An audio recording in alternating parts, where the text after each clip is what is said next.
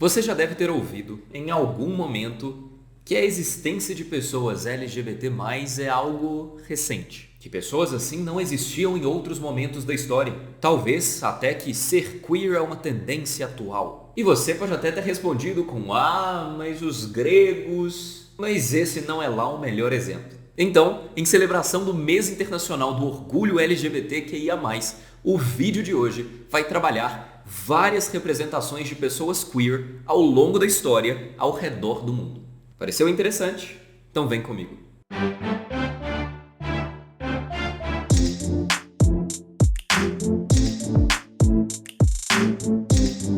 Olá, seja bem-vindo ao Nick Internacional. Meu nome é Bernardo e serei o seu anfitrião. Hoje eu vou falar sobre a presença histórica de pessoas LGBT+, ao redor do mundo. Como a sigla LGBTQIA+, é muito grande, a partir de agora eu vou me referir à comunidade toda como LGBT+, ou queer, para representar todo mundo, ok? Só para facilitar o andamento do vídeo.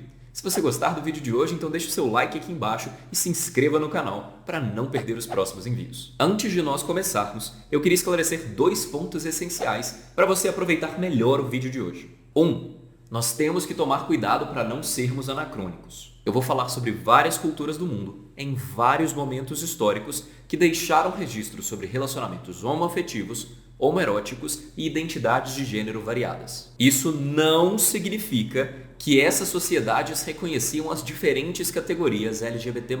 Para a maior parte dessas sociedades, ao que parece, criar essas caixinhas nunca foi necessário. E para muitas dessas sociedades, os relacionamentos homoafetivos aconteciam paralelamente aos relacionamentos heteroafetivos e não de forma alternativa. Então não dá para falar que a antiguidade tinha pessoas gays, bis, trans e etc. Mas dá para falar que há vários registros que reconhecem relacionamentos homoafetivos, pessoas praticando identidades de gênero diferentes daquelas propostas pelo sexo biológico, pessoas com comportamentos bissexuais e várias outras coisas. É só não tentar encaixar as caixinhas de hoje lá atrás. 2. No geral, nós não temos registros completos dessas coisas. Os povos antigos não tinham caixinhas para isso justamente porque eles não viam como grande coisa. Era só mais uma parte do dia a dia. Então, muitas das informações que nós temos hoje vêm de coisas tipo: olá, eu sou o fulano.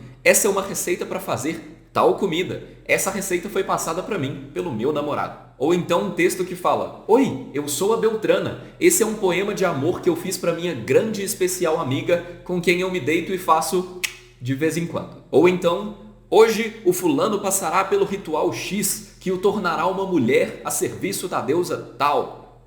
E a previsão é de que vai fazer sol. Coisas assim. E é justamente por registros cotidianos assim que nós sabemos que esses relacionamentos e identidades existiam e não eram motivo de espanto. Ainda assim, nós sabemos que nem todas as sociedades, apesar de aceitar relacionamentos homoafetivos, por exemplo, aceitavam eles sem ressalvas. Em vários casos, esses relacionamentos eram paralelos a um casamento heterossexual e, principalmente em relações entre 2 homens, era comum que ser o passivo na relação sexual fosse algo vexatório e mal visto pela sociedade, ainda que o restante do ato sexual e a relação afetiva não tivesse essa conotação. Sabendo disso, nós estamos prontos. Eu vou passar por algumas sociedades diferentes e vou comentando curiosidades. Começando com a Mesopotâmia, tida como berço da civilização, ali na junção dos rios Tigre e Eufrates. Uma das deusas mesopotâmicas mais famosas era Inanna, também conhecida como Ishtar ou Istar, depois que as 2 deusas começaram a ser consideradas como uma só. Deusa do amor, da guerra e de outros atributos, Ishtar era conhecida também pelo seu poder de transformar homens em mulheres e mulheres em homens. Por esse motivo, os sacerdotes e sacerdotisas de Ishtar eram, no geral, pessoas do sexo masculino que se identificavam e se apresentavam como mulheres e pessoas do sexo feminino que se identificavam e se apresentavam como homens. Também era comum que os sacerdotes e sacerdotisas de Ishtar engajassem em comportamentos bissexuais. Para além disso, segundo a mitologia suméria, Enki, que é também o pai ou avô, dependendo do mito que você pega, de Ishtar, e o deus da sabedoria, criou um terceiro gênero de pessoas, nem masculino, nem feminino. Em um dos mitos sumérios, esse terceiro gênero é enviado para resgatar Ishtar do submundo. Por essa razão, Pessoas de sociedades mesopotâmicas que não se identificassem nem como homens, nem como mulheres, e portanto, que faziam parte desse terceiro gênero, eram escolhidas para ser clérigos de Ishtar-Inanna. E pelo que os registros indicam, para além dos mitos e da religião, relacionamentos de mesmo sexo também eram comuns entre os povos mesopotâmicos. Havia encantamentos mesopotâmicos, basicamente orações da época, tanto para casais heterossexuais quanto para casais homossexuais. E nada nesses registros nos indica que havia qualquer tipo de hierarquia ou conotação negativa para os relacionamentos homossexuais nessa sociedade.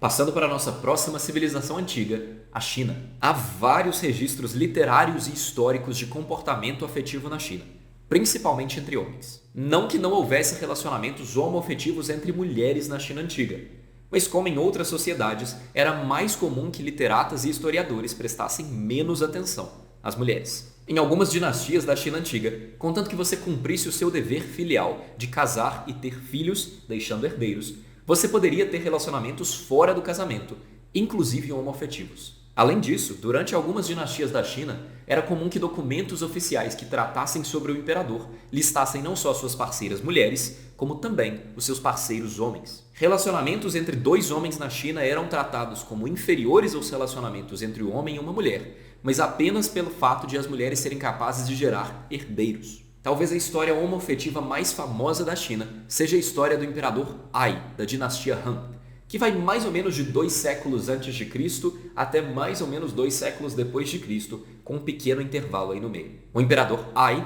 uma vez, cortou a manga do próprio hobby imperial para não ter que acordar o seu parceiro, o general Dong Xian, que estava dormindo. Essa história ainda é uma referência na China quando se fala de relacionamentos homoafetivos. Na região de Fujian, no sul da China, chegou a existir até mesmo uma modalidade de casamento gay. E fora isso, mesmo quando a dinastia Qin, no século XVIII, passou uma lei proibindo relacionamentos homoafetivos, a punição por a violação dessa lei era a punição mais leve de todo o sistema jurídico da China. E mais, quando O Sonho da Câmara Vermelha, um dos 4 mais importantes romances da literatura chinesa, foi escrito também no período da dinastia Qin, ele representou relacionamentos de mesmo sexo como sendo tão normais e tão familiares para a sociedade chinesa quanto relacionamentos entre pessoas de sexo oposto. Agora, passando para a Índia. Na Índia, nós temos o registro do Código de Manu, um dos códigos de leis mais antigos da história da humanidade.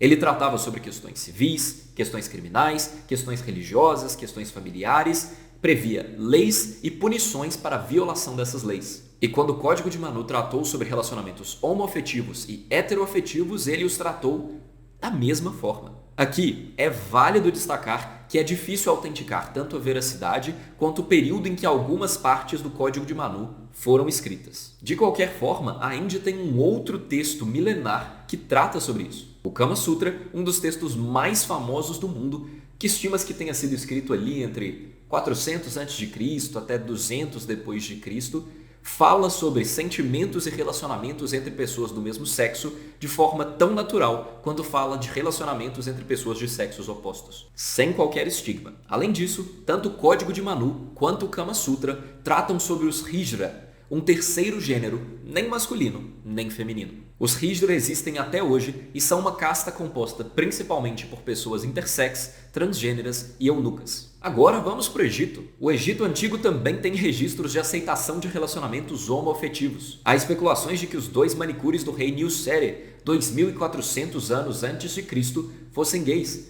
porque há uma representação deles abraçados tocando narizes na tumba compartilhada deles. Há também uma história do Império Médio do Egito, entre 2000 e 1750 a.C., que fala sobre o affair secreto entre um faraó e um dos seus generais. Além disso, o oásis de Siwa, um assentamento egípcio que existe até hoje, era notório pela sua aceitação da homossexualidade masculina. Partindo agora para outra nação africana, Lesoto. Em Lesoto, um território incrustado na África do Sul, há registros da aceitação social de relacionamentos homoafetivos entre mulheres. As mulheres nesse relacionamento se chamavam de Motsoale, o que é traduzido em termos gerais para uma amiga muito especial. Como em outras culturas, o relacionamento entre essas mulheres não era visto como uma alternativa ao casamento heterossexual e a geração de filhos. Ele também não era visto como um relacionamento sexual, já que na concepção Sesotho da região, Sexo requer que um homem esteja presente. Agora partindo para as Américas. Povos nativo-americanos. Vários povos nativos do continente americano como um todo não só aceitavam, como tinham papéis especiais para pessoas queer. Vários desses povos tinham termos próprios para designar pessoas que não se encaixavam em papéis de gênero tradicionais. Um termo que acabou se popularizando recentemente é dois espíritos, ou espírito duplo, para designar pessoas que tanto manifestam traços masculinos quanto femininos, ou não manifestam nem traços masculinos ou femininos. O termo é criticado por algumas tribos hoje por ser um termo pan-indigenista que meio que apaga alguns termos que essas tribos já tinham para falar sobre esse tipo de coisa, mas, no geral, ele é aceito. Sim, temos a Grécia. Para a surpresa de ninguém, a Grécia aceitava relacionamentos homoafetivos. A ilha de Lesbos, por exemplo, era famosa pelos relacionamentos homoafetivos entre mulheres. O termo lésbica vem inclusive daí. Uma poetisa originária da ilha de Lesbos, Safo, inclusive deu origem ao termo sáfico, que designa relacionamento entre duas mulheres. Fora isso, todo mundo já sabe sobre o Instituto da Pederastia, que era quando um homem mais velho tutorava um menino ou adolescente em questões da vida, inclusive sexo e relacionamentos. E isso envolvia o desenvolvimento de um relacionamento entre eles. Fora isso, nós também podemos falar sobre Esparta, que estimulava relacionamentos afetivos entre os seus soldados. E isso porque Esparta acreditava que os soldados lutariam melhor se eles estivessem lutando ao lado de alguém que eles amam. E por fim, vamos falar de um povo europeu, pré-cristão, os celtas. Os povos célticos eram famosos na antiguidade por aceitarem relacionamentos homoafetivos. Uma coisa muito interessante para a gente pensar, fora só essa aceitação, é que vários dos mitos de povos pagãos da época trabalhavam a não conformidade de gênero como algo ligado ao místico, à magia. Por isso, pessoas que fugiam dos papéis de gênero tradicionais eram colocadas em posições espirituais ou de curandeirismo. E é por isso que nós temos tantos mitos de povos pagãos que representam mulheres barbadas ou com traços masculinos como feiticeiras, ou homens com vozes extremamente agudas ou traços femininos como feiticeiros. Um bom exemplo disso é o feiticeiro Merlin, que frequentemente é descrito assim. Deu para falar de vários povos, né? E tem vários outros. Eu falei de tantos assim porque eu queria representar vários momentos e vários lugares do mundo todo. Diferentes orientações sexuais, diferentes identidades de gênero, diferentes relacionamentos.